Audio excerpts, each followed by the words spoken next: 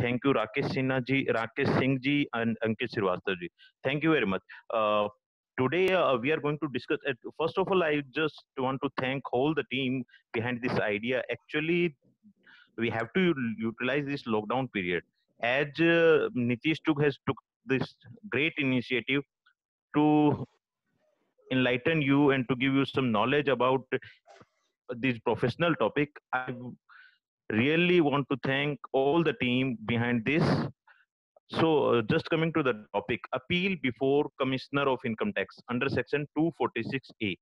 So, basically, appeal file करने का अपना अपील फाइल जब हम करते हैं तो अपील फाइल क्यों करते हैं, मैं एकदम बेसिक से लेके चल रहा हूँ। मैं ये मान के चल रहा हूँ क्योंकि मैं काफी यंग चार्टर्ड अकाउंटेंट को इसमें देख रहा हूँ जो जिन्होंने जस्ट प्रैक्टिस स्टार्ट किया। जैसे मैं हनी भाई को देख पा रहा हूँ, नेहा को देख पा रहा हूँ, दिशा को देख पा रहा हूँ। तो दैट इज द रीजन मैं एकदम बेसिक से लेके चल रहा हूँ।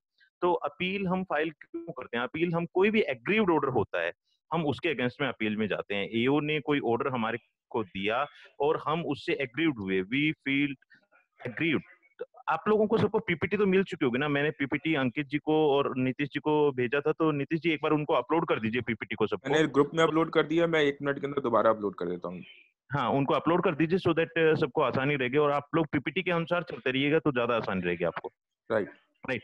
तो बेसिकली क्या है कि अपील हम कोई भी एग्रीव्ड ऑर्डर जो होता है हमारा उसके अगेंस्ट में हम CIT appeal, commissioner income tax appeal के आगे लेके जाते हैं। तो अपील बनाने के इस पार्ट को मैंने 6 पार्ट में डिवाइड कर दिया है।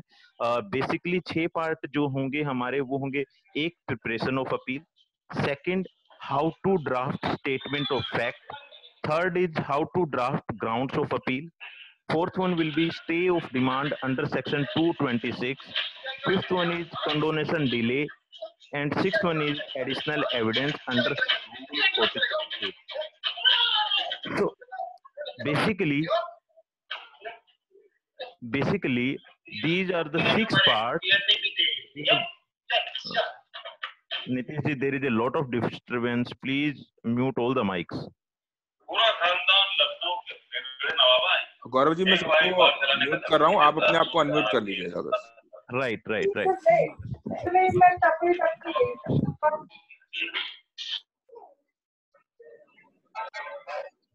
Thank you.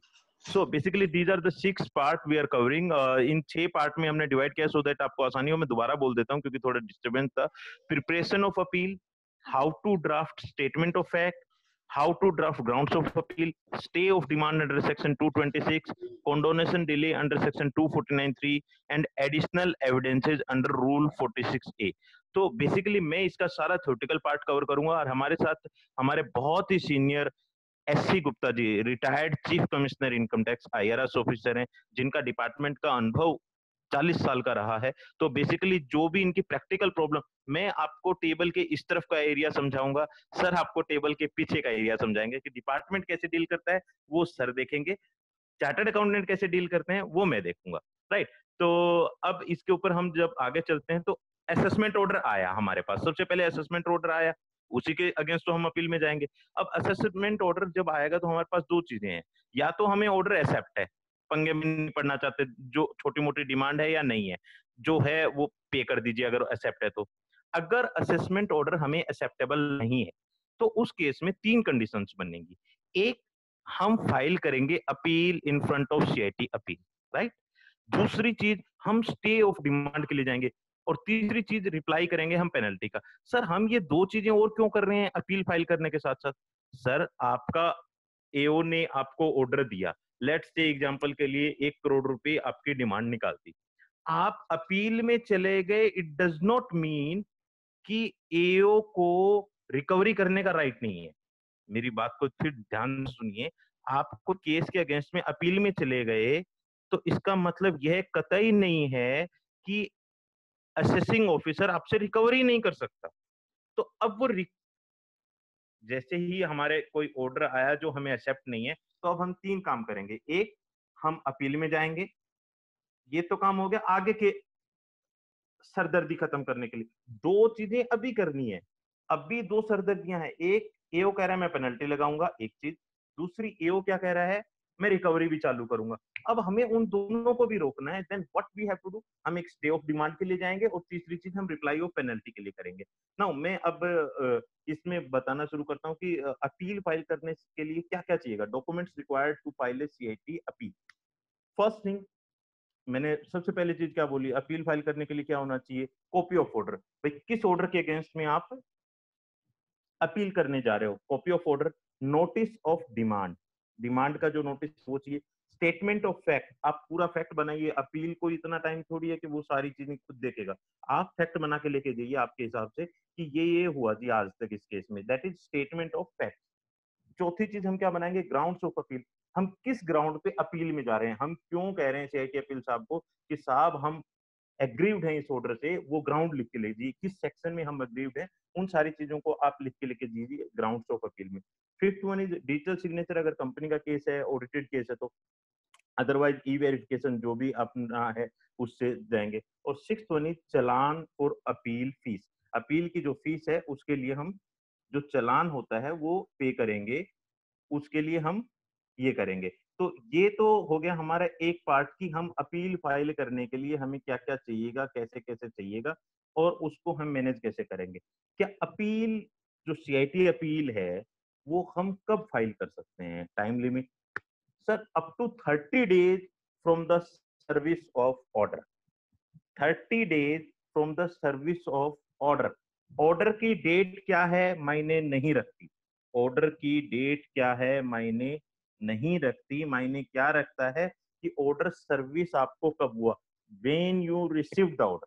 सीआईटी जो इनकम टैक्स ऑफिसर का, असेसिंग ऑफिसर का, या जो भी ऑर्डर जिससे आप एग्रीव्ड हैं, उसके ऑर्डर की रिसीविंग आपको जब हुई उससे 30 डेज में आप अपील फाइल कर सकते हैं। सर क्या उसके लेट भी कर सकते हैं, बिल्कुल कर सकते हैं। उसके लिए मैं आपको बाद में, मैंने एक टॉपिक दिया था इसमें जो मैंने शुरुआत में बोला था, कॉन्डोनेशन डिले, तब हम बात करेंगे। अभी तक यही मान के चलते हैं कि 30 दिन के अंदर हमें अपील करनी होती है from the date of service of order, right. तो अब अपील की तैयारी कैसे करें, सब देखिए स्टैंडर्ड प्रैक्टिस में आपको समझा रहा हूं कि अपील की तैयारी कैसे करें।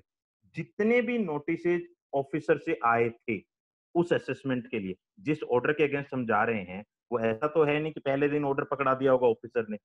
Officer must have followed the procedure for assessment.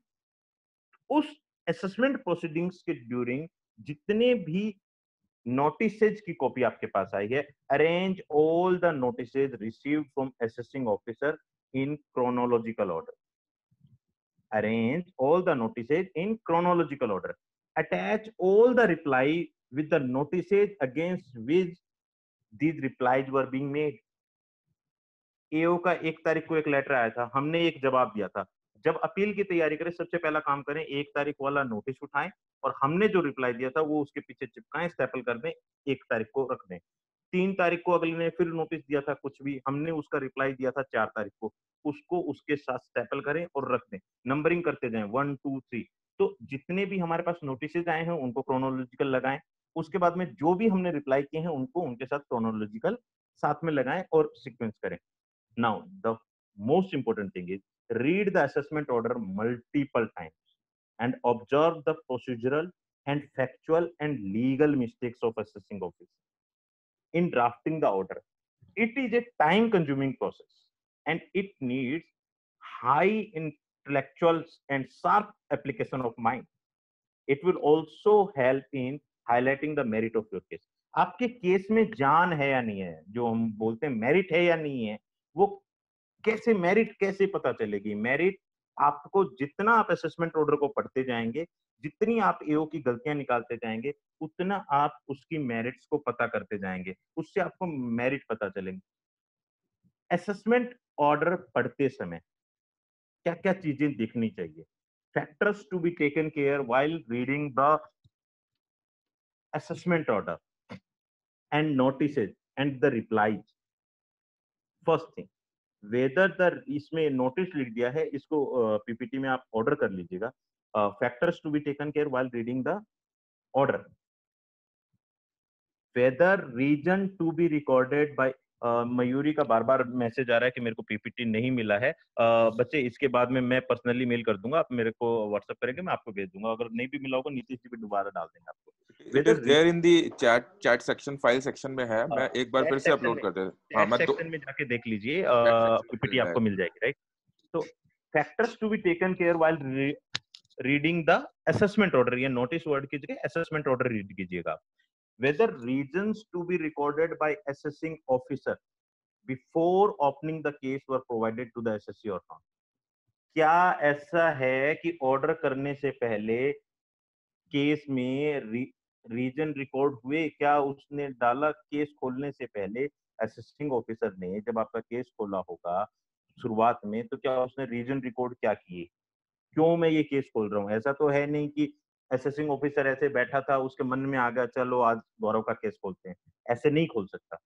He must have reasons to be recorded.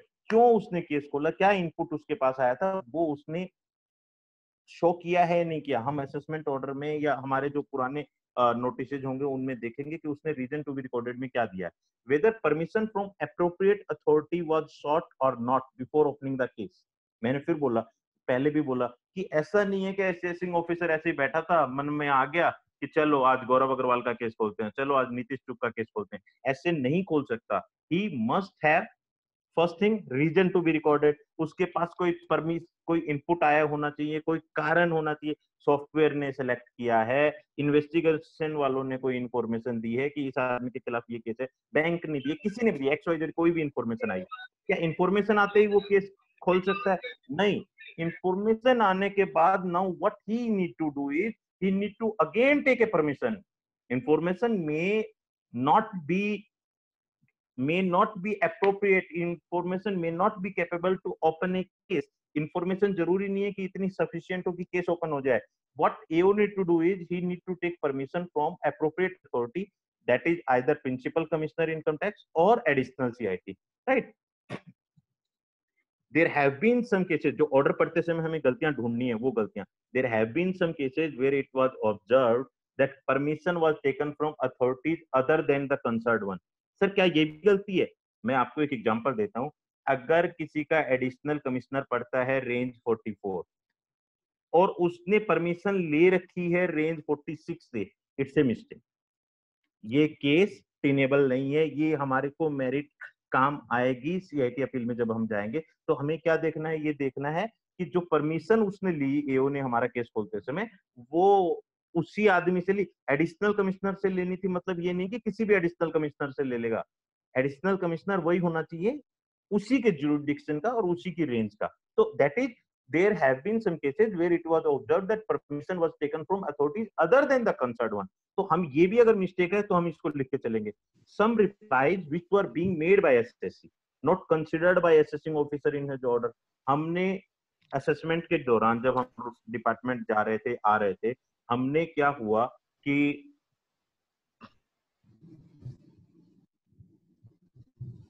हमने क्या किया कि हमने कुछ रिप्लाई दिए, हमने कुछ इंफॉर्मेशन दी, हमने कुछ चीजें प्रोवाइड करी एओ को। एओ ने अपने ऑर्डर में उनको दिखाया ही नहीं कि ये चीजें मेरे पास आई थी, और हमें ये लग रहा है कि ये चीजें केस को पलट सकती हैं या ये चीजें हमारे फेवर में हैं। देन हम उस चीज को नोटिस करेंगे कि हमने फला फला डेट को in this date we had submitted this thing and AO is not considering the submission made by us on so and so date, right। factual errors assessment order में आपको मिल सकते हैं, like फिगर चेंज हो सकता है, interest की calculation tax के ऊपर 50%, क्या मैं बोलता हूँ 70 to 80% ये हमेशा गलत होती है। मिस्टेक्स इन फिगर क्रेडिटेड और डेबिटेड इन बैंक, कई बार असेसिंग ऑफिसर क्या करता है, डेबिट क्रेडिट दोनों को जोड़ के उठा के ले लेता है, पूरा टोटल ले लेता है बैंक का। तो ये चीजें मिस्टेक आपको मिलेंगी। एक चीज और, अगर 144 हुआ है, 144 मींस बेस्ट जजमेंट असेसमेंट और एक्स पार्टी ऑर्डर हुआ है, इन that case show cause notice is must. अगर एओ बेस्ट जजमेंट असेसमेंट कर रहा है अंडर 144 एक्स पार्टी कर रहा है, तो एससीएन सो कॉज नोटिस देना कंपलसरी है। अगर उसने सो कॉज नोटिस नहीं दिया है और 144 एक्स पार्टी ऑर्डर किया है, तो ये ऑब्टेनेबल नहीं है। ये हमारे पास एक बहुत अच्छी मेरिट है, राइट। क्या एओ जो चीज एडिशन कर रहा है, for the addition being made in his order whether AO has given justified reason.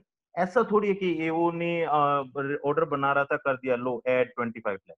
क्या एओ ने उसका जस्टिफिकेशन दिया है कि क्यों मैं ये ऐड कर रहा हूँ, क्या रीजन है, और मुझे क्यों लगता है कि ये ऐड होना चाहिए। उसने जस्टिफिकेशन नहीं दिया है तो भी हम नोट डाउन करके चलेंगे, ये हमें अपील फाइल करते समय हमें मदद मिलेगी। ये पॉइंट 100% एओ मिस्टेक करते हैं और 50% प्रैक्टिशनर भी छोड़ते हैं। ये मैं फिर बोल रहा हूँ, 100% तो एओ मिस्टेक करते हैं, लगभग लगभग 100%, और 50% प्रैक्टिशनर भी इसको इग्नोर कर देते हैं। In case of companies where MAT is applicable, whether AO took the pain to calculate book profit and MAT or not। क्या AO ने MAT कैलकुलेट किया, MAT profit utilise, credit utilise हुआ या नहीं हुआ, या सीधा इनकम टैक्स के हिसाब से उसने असेसमेंट ऑर्डर निकाल दिया।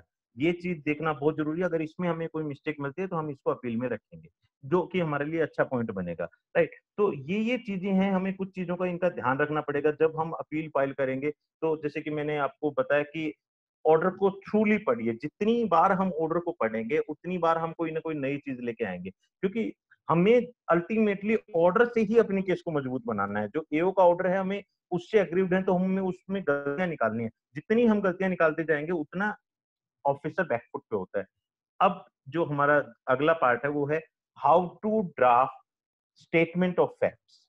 स्टेटमेंट ऑफ फैक्ट देना कंपल्सरी होता है जब आप अपील फाइल कर रहे होते हैं। तो स्टेटमेंट ऑफ फैक्ट कैसे बनाएं? ऑल्दो स्टेटमेंट ऑफ फैक्ट बनाने का कोई स्टैंडर्ड फॉर्मूला या कोई स्टैंडर्ड ड्राफ्टिंग स्टैंडर्ड है नहीं।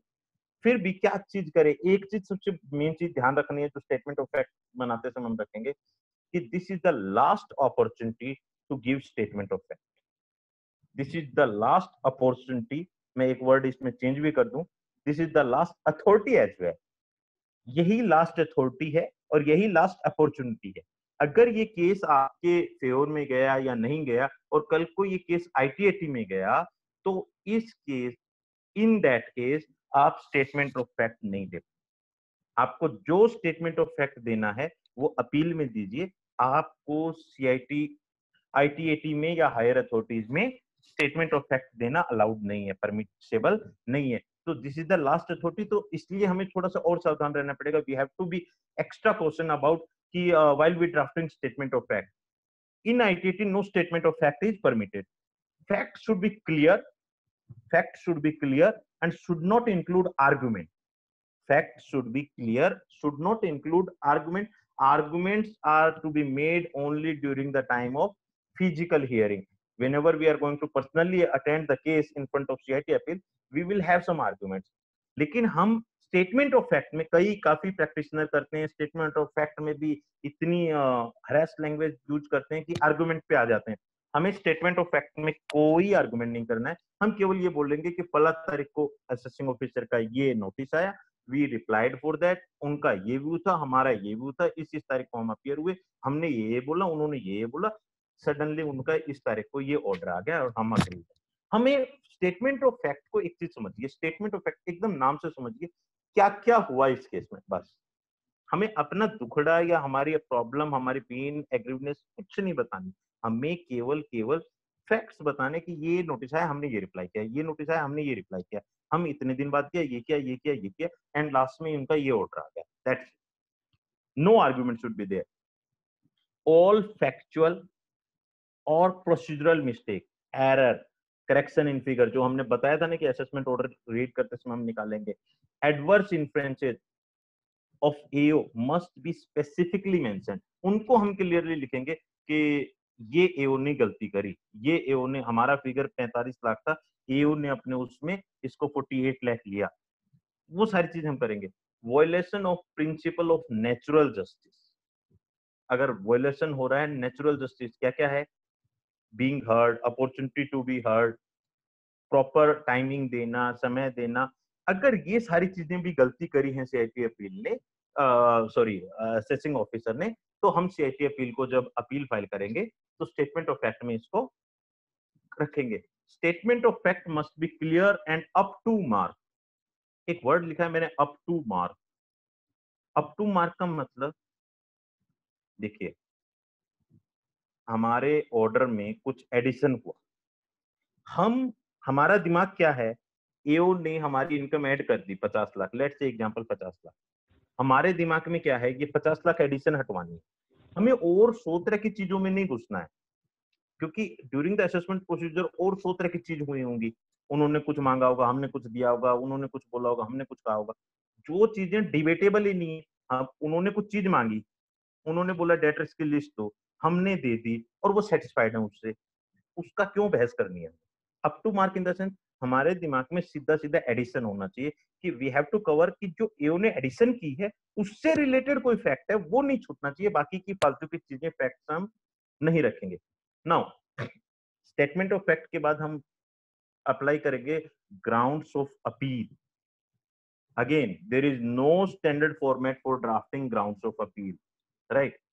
There are three parts of filing grounds of, first section, second issue and third description. आजकल ऑनलाइन होती है तो वो एक एक लाइन का लिखते हैं लोग, सेक्शन कौन से सेक्शन में आप एग्रीड हैं, इश्यू क्या है और उसका डिस्क्रिप्शन। यहाँ पे थोड़ा सा विरोधाभास है, there is a controversy. There are many tax expert जिनका मानना है कि बड़ा बड़ा ग्राउंड ऑफ अपील जाना चाहिए, पन्ने भरने चाहिए।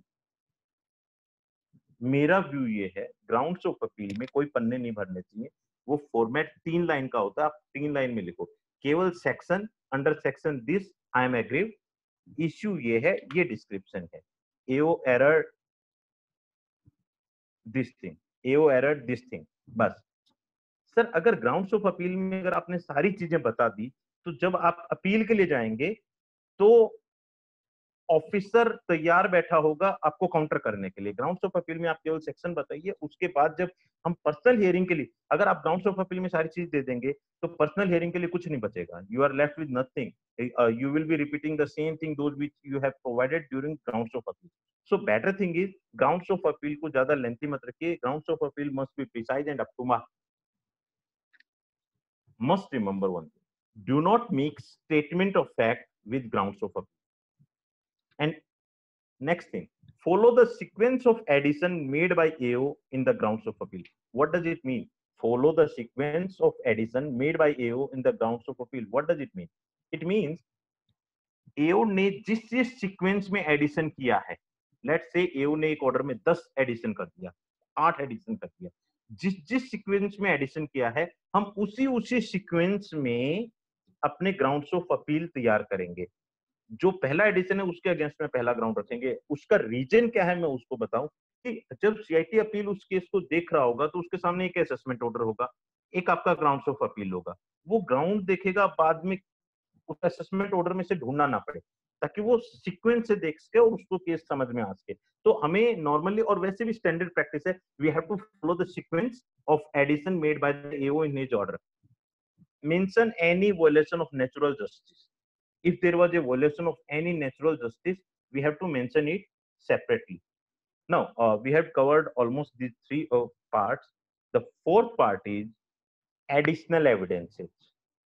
नाम से क्लियर हो रहा है, additional evidences, evidences which were not being given to the assessing officer. We want to submit some fresh evidence which were earlier not submitted to the officer and we want to submit it to the CITFP. जो document, जो evidence हमने assessing officer को नहीं दिए थे लेकिन अब हम सीआईटीएफपी के आगे देना चाहते हैं, तो वो देना है, उसका रूल 46A में डिफाइंड है कि कैसे वो दे सकते हैं। क्या हम कोई भी डॉक्यूमेंट दे सकते हैं? उसका तरीका क्या होगा? So basically there are conditions, there are 4 conditions कि किस किस केस में, under which condition you can provide additional evidences. Additional evidences can be provided in certain circumstances only. It's not like that we are not giving any document to the assessing officer and we are considering it that we will give it to the CIT appeal. It will not be permitted. Only additional evidences will be permitted under 4 conditions. Conditions are where assessing officer refused to admit evidence which ought to have been admitted. We went to the assessing officer, we want to submit something in file, but assessing officer refused. he is not admitting the fact, he is not accepting the document or submission. That is the one case we can add, we can give it as a additional evidence to CIT appeal. Second thing, where the appellant was prevented by sufficient cause from producing the evidence which he was called upon produced by the assessing officer. Assessing officer ने कोई document मांगा था, due to certain circumstances हम वो कुछ भी prevent हुआ हमें डॉक्यूमेंट देने से, और वो डॉक्यूमेंट हम दे नहीं पाए. Third is due to any reason हम उसको दे नहीं पाए. सेकंड और थर्ड में फर्क यही है, सेकंड में एओ ने मांगा था और हम नहीं दे पाए. थर्ड इज एओ ने मांगा कुछ नहीं था, उस समय था ही नहीं, या कोई भी एनी रीजन था और हम उनको एओ को नहीं दे पाए. तो that is also relevant for additional evidence. And fourth one is where assessing officer has made the order appealed against without giving sufficient opportunity to the appellant to produce the evidence relevant to any grounds of appeal. Assessing officer ने opportunity नहीं दिया. Example, for example, एक hearing हुई Friday को, assessing officer ने Friday को evening में एक नोटिस निकाल दिया, मंडे 10 बजे हियरिंग है, सैटरडे संडे ऑफ है. असेसिंग असेसी जो है अपने काउंसिल से नहीं मिल पा रहा है, एप्लेंट जो अपने काउंसिल से नहीं मिल पा रहा है, या ऑफिस बंद है, नहीं प्रोड्यूस करवा रहा है. अब मंडे को 10 बजे वो 11:30 बजे जब लेके पहुंचता है, असेसिंग ऑफिसर बोलता है 10 बजे बुलाया था, ऑर्डर हो चुका है. That is where assessing officer has made the order appealed against without giving sufficient opportunity to the appellant. In that case हम एडिशनल एविडेंसेस दे सकते हैं. तो क्या कंपलसरी है सीआईटी अपील के लिए एक्सेप्ट करना? No, it's not compulsory. The taxpayer has to make an application that is called as prayer for the acceptance of additional evidence. In other words, the additional evidences are to be accompanied with the application starting the reason for their admission. On receipt of such application, the CIT appeal may admit the same after recording reasons in writing for the admission of this evidence. But before admitting these additional evidence, CIT appeal must have to take a comment from assessing officer. आपने additional evidence दिया, आप 4 condition आप मान रहे हैं कि मेरे इन 4 conditions में है, आपने प्रेयर दी. अब सीआईटी अपील को वो एक्सेप्ट करने से पहले सीआईटी अपील को फर्स्ट ऑफ ऑल वो एक एओ को एक अपॉर्चुनिटी देनी पड़ेगी, असेसिंग ऑफिसर को, कि एपिलेंट ये एडिशनल एविडेंस देना चाह रहा है, whether you want to accept it or not, उसका एक कमेंट लेगा. ऑल्दो मैंने जो प्रैक्टिस में देखा है, एओ का हमेशा नेगेटिव होता है, एओ कहता है नहीं लेने, लेकिन एओ ने कह दिया नहीं लेने, डज नॉट मीन कि असेसिंग ऑफिस सीआईटी अपील नहीं लेगा. It's the discretionary power of CIT appeal whether to admit the additional evidences और नॉट. आप इसको समझिए, आप एडिशनल एविडेंस देते हैं, सीआईटी अपील को एओ को अपॉर्चुनिटी देनी पड़ेगी, एओ का कमेंट लेना कंपलसरी है. एओ का डिसीजन फाइनल नहीं है, डिसीजन फाइनल सीआईटी अपील का है. CIT appeal will decide. AO ने बोला नहीं लेना चाहिए, कतई नहीं लेना चाहिए, और सीआईटी अपील बोलता है लेंगे, तो लेंगे. That is CIT appeal will decide whether we have to take these additional evidences और not. The taxpayer has to make a prayer. Prayer देगा उसके साथ, और प्रेयर में मेन चीज जो हाईलाइट करनी है वो ये है कि मैं ये एडिशनल एविडेंसेस क्यों देना चाह रहा हूं, why I want to give these additional evidences, and we have to highlight the thing that these additional evidences will change the color of entire matter which is pending against you. We have to, these additional evidence should be so appealing that CIT appeal must have a feeling that these additional evidences will change the color of this case, that is they will turn up the case. Now the next thing जो मैंने initially discuss किया था, कॉन्डोनेशन delay under section 249 हमने बोला CIT appeal को पास आप service के 30 days के अंडर में, within 30 days you have to file a CIT appeal. नहीं हो पाई, लेट्स से नहीं हो पाई. Now what are the circumstances you can file after 30 days. That is called as condonation for delay. आप कॉन्डोनेशन मांग रहे हैं कि मैं 30 डेज में कर नहीं पाया, और उसके साथ आप रीजन दे रहे हैं क्यों नहीं कर पाया। The cause should be reasonable and sufficient which are beyond the control of applicant.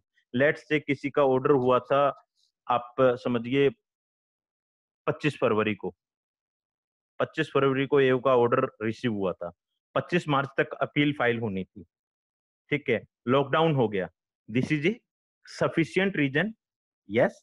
Second thing, beyond the control of appellant, ऐसा तो नहीं है कि एसएससी ने लॉकडाउन करवा दिया हो, मेरी तो अपील का टाइम जा रहा है, तो दिस इज एक्सेप्टेबल कि there must be sufficient reason, sufficient reason beyond the control of appellant, appellant के हाथ में नहीं था, that in that case condonation for delay can be filed, but accept करना नहीं करना वो सीआईटी अपील के हाथ में है। ये हम एप्लीकेशन जो देंगे कॉन्डोनेशन की उसमें रखेंगे।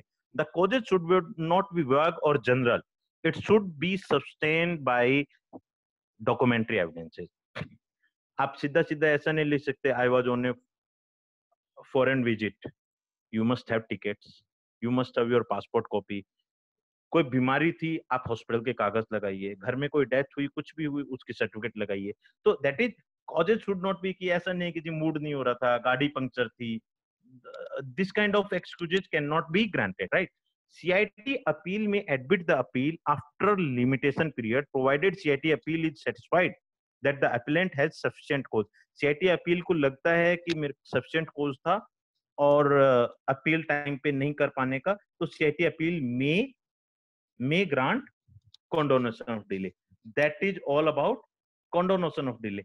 लेकिन इसमें भी आप एक चीज देखिए, आपके रीजन जेन्युइन थे, सारी चीजें थी, sufficient reason beyond your control, everything was okay, but the discretionary power is within only CIT appeal। CIT appeal will decide, CIT appeal will decide whether the case should be admitted, condonation delay should be admitted or the appeal should be rejected, right। अब एक चीज मैंने जब बोली थी कि शुरुआत में समझाया था कि असेसमेंट ऑर्डर आया, एक्सेप्टेबल है, डिमांड पे कर दो, नहीं है कोई बात नहीं, सीआईटी अपील फाइल कर दो, एक चीज, स्टे ऑफ डिमांड के लिए जाओ, और तीसरी चीज थी पेनल्टी का रिप्लाई करो। स्टे ऑफ डिमांड क्या है, सीन क्या है सर, लेट्स से एओ ने ऑर्डर किया, 1 करोड़ की डिमांड निकाली, आप सीआईटी अपील में चले गए, उधर इनकम टैक्स ऑफिस से आपको परस्यू हो रहा है एओ की तरफ से कि प्लीज पे द डिमांड, आप कहेंगे मैं सीआईटी अपील में, वो कहेंगे सीआईटी अपील का जब डिसीजन होगा तब की तब देखेंगे, तब तक के लिए आप कुछ तो पे करवाइए, कुछ तो, मैं एकदम लेमैन लैंग्वेज में बोल रहा हूँ, that is as per CBDT rules is 20% of the demand, right. मैं उसको एकदम टेक्निकली बताता हूँ आपको। Assessing officer issued an order for any demand, assessee appeal against that demand, but such appeal does not mean that AO will stop its recovery proceeding। अगर आप AO को recovery नहीं करवाते हैं, आप टैक्स पे नहीं करते हैं, AO will give notice and begin the recovery proceeding। and what AO can do during recovery proceeding, AO can attach your bank account, AO can attach your bank account, notice can be sent to your debtors, appellant के debtors को notice दिया जा सकता है कि that this person is having a amount due to income tax authorities, so rather than paying him, you pay the amount directly to us।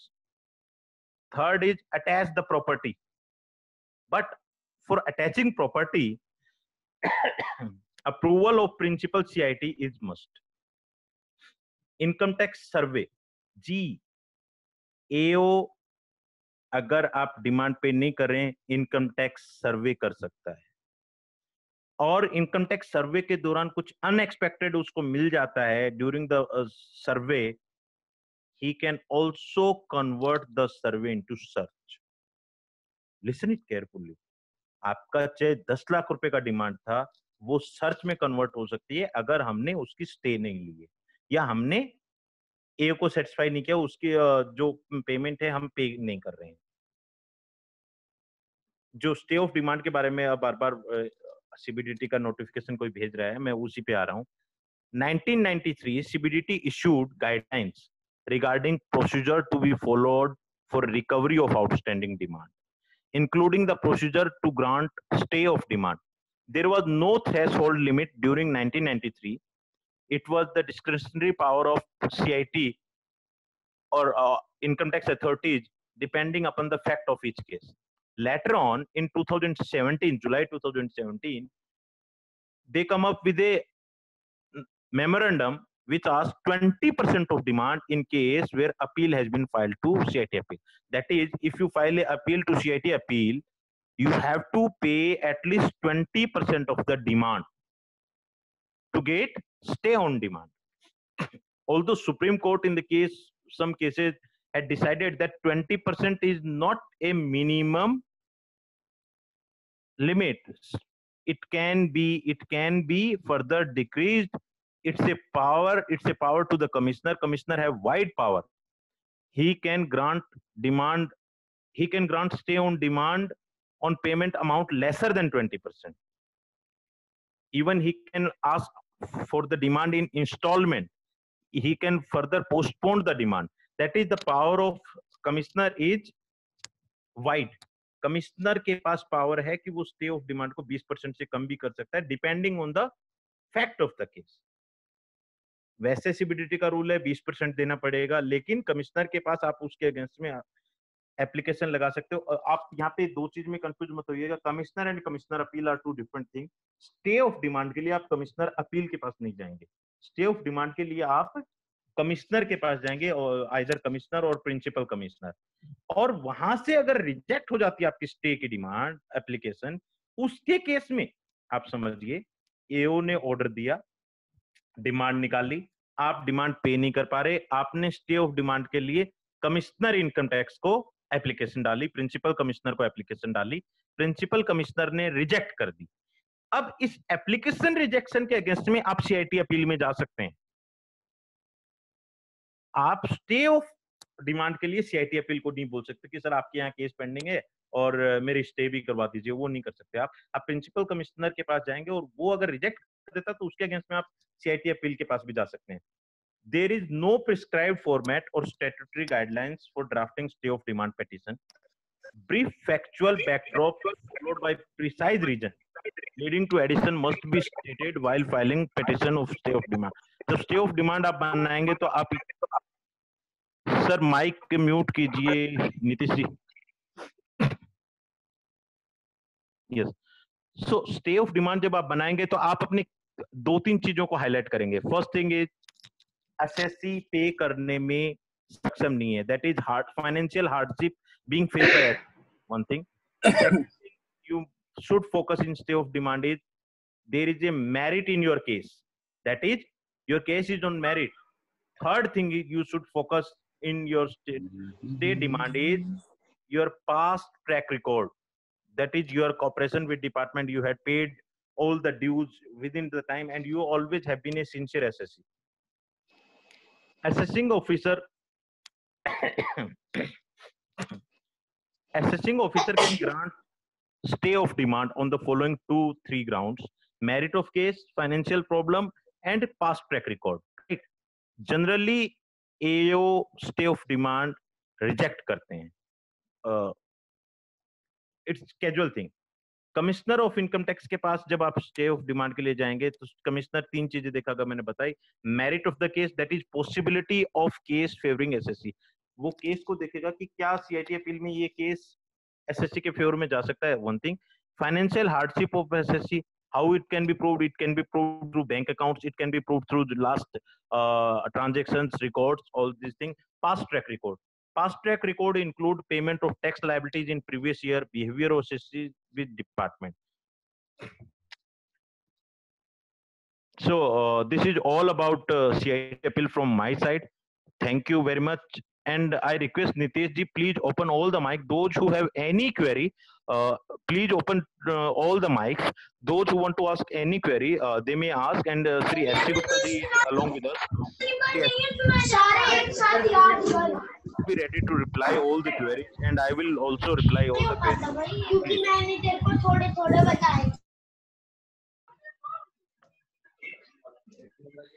Thank you, Gaurav ji. Thank you for this nice deliberation.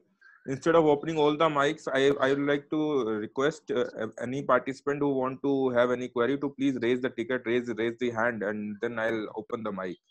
Raise the hand in the chat section only, not in the video. I won't be able to see that. Or you can write it in the chat section. I'll unmute you. So first of all, I am unmuting Anuj Gupta ji for his queries.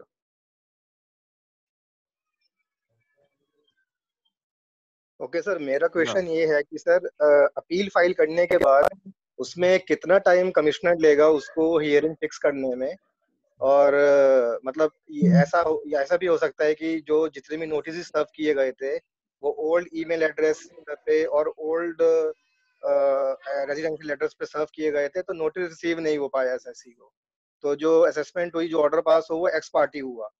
तो अब हालांकि online तो CIT appeal file कर दिया है, तो अभी उसका बैंक अकाउंट अटैच हो गया है। I request SC Gupta ji का माइक ऑन कर दीजिए। On sir SC Gupta sir, please respond to this.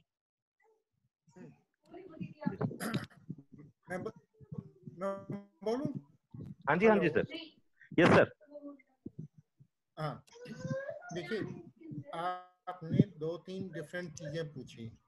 पहला तो ये है कि hello. Yes sir Audible. Yes sir Audible हैं आप? हाँ, पहली ये पूछा कि अपील कब लगेगी। हाँ जी सर। हेलो। हाँ जी सर, आप ऑडिबल, आप बोलते रहिए सर, आप बोलते रहिए, आप ऑडिबल हैं। हाँ ओके। पहला तो आपने ये पूछा कि अपील कब लगेगी। वो डिपेंड करता है कि सीआईटी अपील के पास क्या पेंडेंसी है, उसके पास किस टाइप का वर्कलोड है, और वो उस बोर्ड की कोई स्पेसिफिक गाइडलाइंस है या नहीं अपील फिक्स करने के लिए। सेकंड क्वेश्चन आपने पूछा कि उसके पास नोटिस नहीं पहुंचे थे। नोटिस नहीं पहुंचे थे, ये आप असेसमेंट की स्टेज की बात कर रहे हैं या सीआईटी अपील की स्टेज की बात कर रहे हैं? सर ये जो हाँ जी बताइए। अनुज जी आपका अनम्यूट हो, माइक म्यूट हो गया। बोलिए।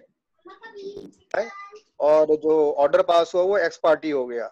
अब एक्स पार्टी के बाद सर ऑनलाइन तो फॉर्म 35 फाइल कर दिया है, बट द प्रॉब्लम सर उनका जो बैंक अकाउंट है वो पूरा अटैच कर दिया है, तो बैंक अकाउंट ब्लॉक होने की वजह से ट्रांजैक्शन नहीं कर सकते। तो is there any way out so that he can open his bank account by paying any demand 20% like the sir said? Bank account actually जो 20% वाली गाइडलाइन है कि 20% पेमेंट कर दीजिए, बैंक अकाउंट आपका खुल जाएगा। 20% से कम देना चाहते हैं तो आपको सीआईटी के प्रिंसिपल कमिश्नर के पास जाना पड़ेगा, उसकी परमिशन से ही हो सकता है, क्योंकि ये बैंक अकाउंट जो अटैच किया है वो ईओ ने किया है टू रिकवर द डिमांड। तो unless you get A stay order, वो डिमांड वो बैंक अकाउंट नहीं खुलेगा। तो सर जैसे अभी लॉकडाउन चल रहा है तो yes sir you are clear, but जैसे अभी लॉकडाउन चल रहा है तो इसमें सर क्या प्रिकॉशन है कि 20% कैसे पे करेगा सर अभी SSC?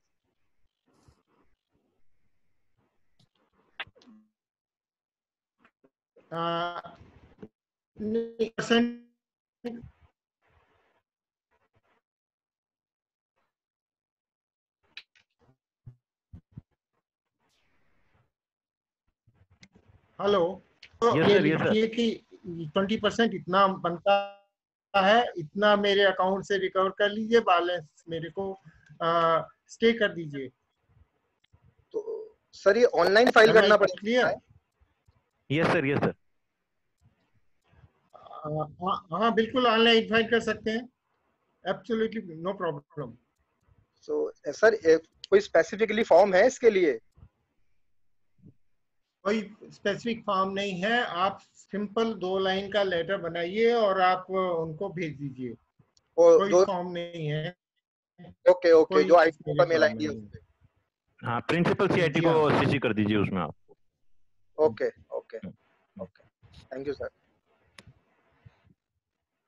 Yes. Any further query, please?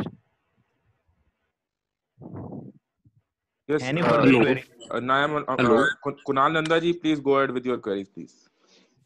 Hello हाँ जी good afternoon sir Very good afternoon.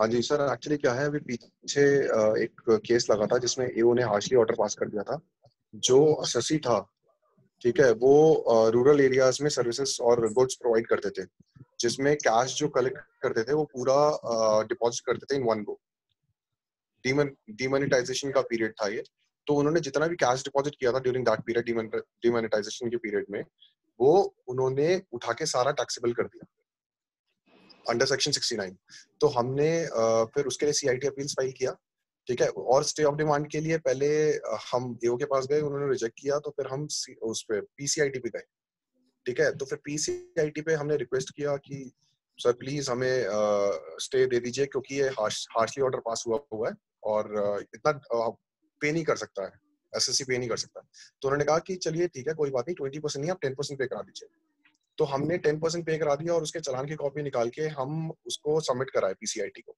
उनके हेडक्वार्टर्स में तो उन्होंने कहा कि चलिए ठीक है अब इसका आपको स्टे मिल जाएगा मैंने कहा कोई फिर मैंने उनसे कॉपी मांगी उन्होंने वहीं पे जो उनकी फाइल मेंटेन होती है ना एसएससी की उसके लेफ्ट हैंड साइड पे जो पेज होता है उस पर उन्होंने लिख दिया पूरा प्रॉपरली कि हाँ ये सारा तुम्हारा स्टे मिल जाएगा बट एट द एंड फिर क्या हुआ आफ्टर अ वीक उनका कॉल आता है मेरे पास वो कहते हैं कि 20% तुम्हें पे कराना था तुमने अब तक 20% हेडक्वार्टर से कॉल आता है मेरे पास तो फिर उसके बाद जो मेरे जिनके साथ मैं एसोसिएटेड हूँ मैंने उनसे कंसल्ट किया कि अब क्या करना करे कि वो अपना जो है अपना जुगाड़ बनाने के लिए बैठे होंगे इस टाइप से तो इसीलिए अब उनको इग्नोर कर दो देखते हैं जब ऑर्डर पास होगा तो उसके लिए फिर अगर उसके अगेंस्ट फिर हम सीआईटी अपील्स में भी जा सकते हैं तो अपील्स में चल तो इसके लिए हमें क्या करना चाहिए लाइक कि हमें वेट करना चाहिए या फिर सीआईटी प्रिंसिपल सीआईटी से फिर से जाके मिलना चाहिए हमें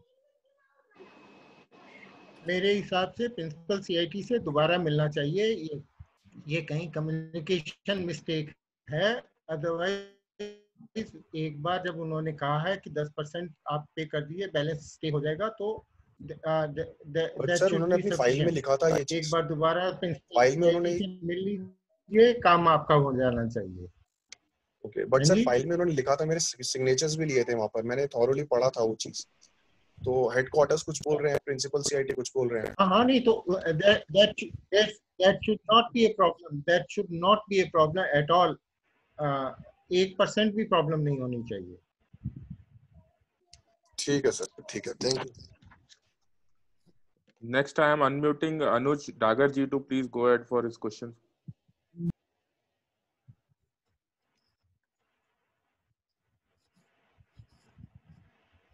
Hello. Yes, Anuj ji, you are audible. Please go ahead. Yes, sir. I have a small query. Like the assessee has paid the demand raised by the assessing officer. Okay. Hello. Yes, Yeah, you are audible, Anuj ji. Please go ahead. हाँ ये बोलिए Now the query alongside the AO has raised a penalty. So how to deal with that? Yes, he has levied penalty. Yeah, he has raised a fresh notice for penalty proceedings. No, penalty he has levied or he has issued notice for levy of penalty. Issued notice. So should we contest the notice or what is the remedy? And penalty is for concealment or penalty is for non-payment. Concealment. 271(1)(c). Concealment. If you have filed an appeal, you only have to indeed this is the copy of the appeal you can file and kindly stay the penalty proceedings. Should we 99% they will stay the penalty. No, my query is should we approach the assessing officer to relax? Yeah, it is only assessing officer. It is only assessing officer. Nobody else. And in case only assessing officer. In case he is adamant that we should pay the penalty proceedings. He is legally he can proceed ahead to levy the penalty also. If he says he wants to proceed ahead with that, then in such a rare case, it is better to file a reply to the penalty notice. As I told you, 99.9% cases, he will stay the penalty proceedings. But there can be 1 in 100, 1 in 1,000 cases where he will say, I want to proceed ahead with the levy of penalty. In that case, it is better to file a reply to the penalty notice. Thank you. Right? Thank you, Anuj. Now I'd like to unmute Mohit Malhotra ji for his queries, please. Hello. Yeah, Mohit ji, you're audible. Please go ahead. Yes. So, sir, जैसे आपने explain किया था कि अगर stay of demand is not paid by the assessee, so the assessing officer can attach the bank account, he can send letter to debtors and can also conduct an income tax survey. So, अगर एक assessee का bank attach हो जाए, so from that point to moving to sending letters to the debtors या फिर income tax survey कराने में क्या procedure होता है कि मतलब कौन से कोई इसमें परमिशन लगता है उनको या फिर कोई स्टेप लेते हैं या फिर मतलब कोई प्रोसीजर होता है कि आप वो नेक्स्ट स्टेज पे जाते हैं रिकवरी के लिए? Actually, recovery or demand की responsibility is with the assessing officer. If he wants to carry out survey, it is his job to do it. If he wants to attach the debtors, it is his job to do it. But normally in the department, for carrying out any survey, the instructions are these are not quoted instructions. These are normal administrative instructions that any survey should be conducted only after obtaining the approval of the additional commissioner. So normally no survey will take place without the concurrence of the additional commissioner. As far as attachment of debtors is concerned, AO can do it without asking additional commissioner's advice. He can take his advice, he may not take his advice. These are all administrative matters depending upon how the AO and additional commissioner function amongst themselves. Is it okay? Sir, is there any internal limits set for the recovery means to be adopted by the assessing officer? That more than 10 lakh they can do that? There are no such things, but considering, depend upon situation of the situation of a AO, situation of an additional commissioner range, and situation of the principal commissioners. What is the budget allotted to them? What is the budget collected by them? Some of the decisions depend upon that. So it varies from one AO to another AO, one range to another range, one principal commissioner to another principal commissioner. Okay, so it is more of a discretionary matter. Yeah, that's right. That's right. Okay, thank you.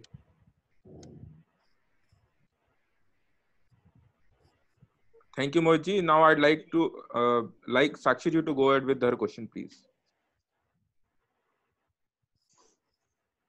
Good evening, sir. I have a question that, for example, an order under Section 144 has been issued in a case of a very senior citizen and the bank has been attached. So what would be the procedure be to get the bank detached, because the assessee is under visual distress and we have already filed an appeal with CIT appeal. So what would be the procedure? The attachment of a bank account is, as I have told you earlier, attachment is purely for the purpose of recovery of tax demand. Yeah. So either 20% should be paid or principal commissioner should be approached. Actually, I've already written an application and the 20% tax has also been paid for stay of demand. But still there is no correspondence from their side. No, if 20% has been paid, then and there is no response, it might be better to, because uh, considering present lockdown situation, I don't know what can you can do, but otherwise I would have suggested go to the office, talk to the AO, talk to the principal commissioner. You should get the order lifting the attachment on the same date. Okay, sir. There Thank you. cannot be delay of even 1 in this, Okay, sir. Thank you. right? Ji. This lockdown is actually abnormal circumstances. No one is aware कि हो क्या रहा है actually अंदर खाने. No, it is So around. It started before lockdown, and it's been a month. And I've been to the principal commissioner, but he wouldn't meet with us, and it's a very difficult situation. Mm, if there is any such case of a very senior citizen, Yes. please tell to Mr. Gaurav Agarwal. He may be able to take care of this thing. He can talk to me about it. Okay. Thank you, sir.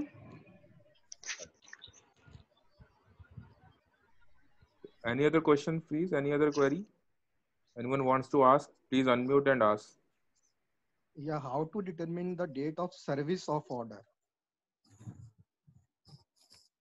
My question is to Gaurav ji actually. yes, sir. Sir, basically, service of order is like in case of email, it's the date on which you have received the email. It does not matter आपने email कब खोला. एक चीज. Hard copy की case में जो post हुआ, that they have a record. Receiving होती है, post की receiving होती है कि इस तारीख को ये dispatch हुआ और इस तारीख तक approximate time जो receive होने में लगता है 2 दिन 4 दिन, आप जो भी पकड़ के चलिए सिटी टू सिटी, या तो उनके पास डेट होती है, नहीं होती है तो अप्रोक्सीमेट टाइम लेके चलेंगे. But it can not be like कि 1 जनवरी को हुआ था एंड टिल द 31 जनवरी हम बोल दें कि हमारे पास हुआ. It is not tenable. But sir, So what if all the notices has been served on the old email ID which is not currently running, and the old residential address which the SSC has already left? okay, to be very honest, this is not a remedy. Actually, you have to update your email ID and your address to the income tax site while you are filing a return, right? If you have not updated that and after that you have transferred somewhere, actually AO can fight this case that the old mail has been provided by you yourself only, and you have not changed the same to the department. So till the date you have no proof that I have requested to the department that I have a new mail ID for further any correspondence. You have to contact me through this email ID and this address. If you have given them a letter asking them to forward any correspondence at this new new address and new email ID, unless this, you are not in a fighting situation. It will be considered as served. Okay. Thank you, sir. Okay. Deepak ji, you have any query?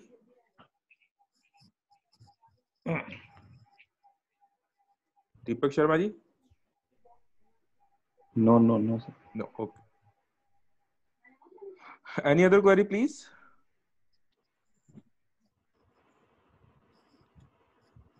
So we are now officially closing this session. Nitesh ji, I request everyone to open their video cam just for a while so that we can have a group pic. And those who are opening it on laptop, please on your team, please have a group pic of all.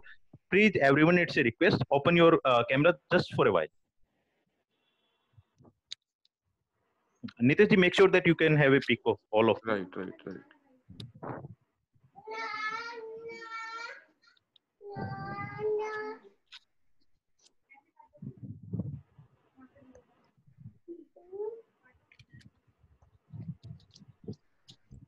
Some cameras are still. Please open all the cameras, please.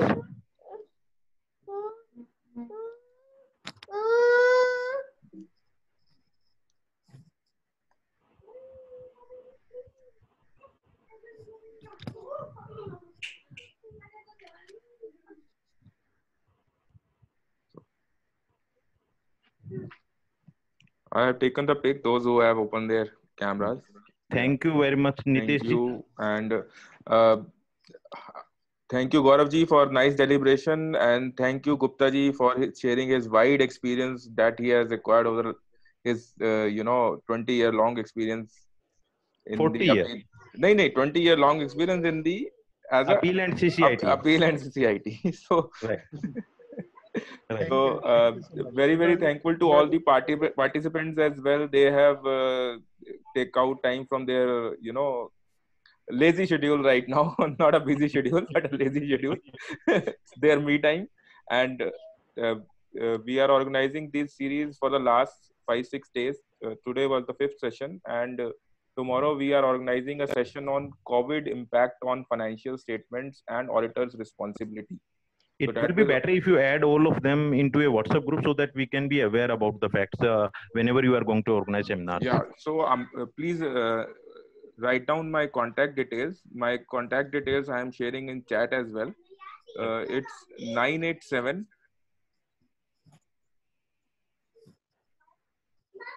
104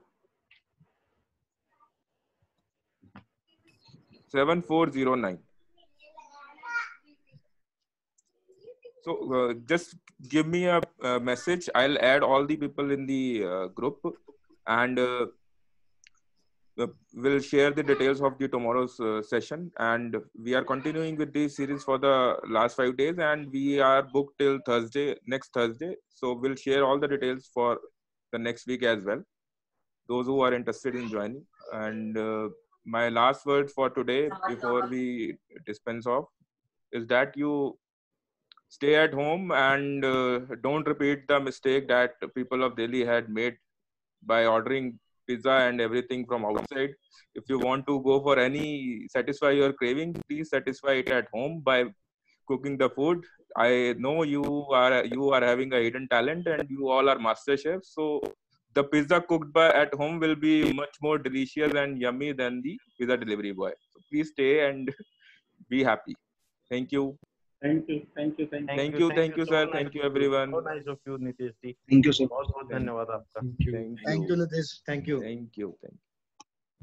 Thank you, Nitesh ji. Thank you, ji. Thank you, sir. Thank you, sir. Thank you so much, sir. Sir, thank you.